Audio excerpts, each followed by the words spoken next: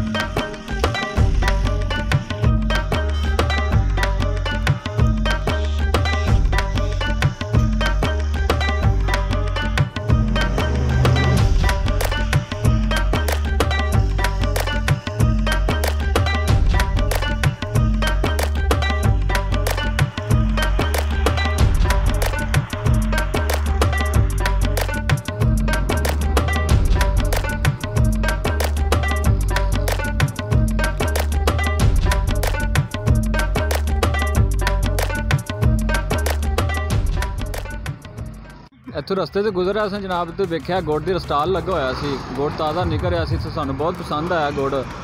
असी इस गल खरीदने वास्ते इत्थे रुक गए हाँ, खरीदया गुड़। पहले ही दोस्त दस रहे सन कि काफ़ी अच्छा गुड़ है, इंसानी सेहत वास्ते भी अच्छा होंदा है, चीनी की निस्बत बहुत ज़्यादा अच्छा गुड़ है।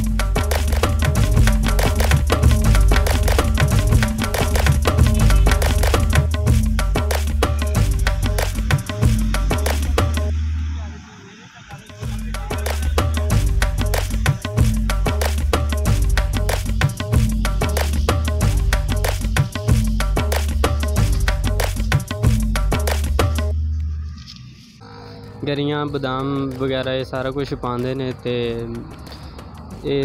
देसी घ्यो भी पाते ने, सारा कुछ पाते ने। ते बड़ी बड़ी दूर तक कराची, लाहौर, इस्लामाबाद इत्थों तक बनवा के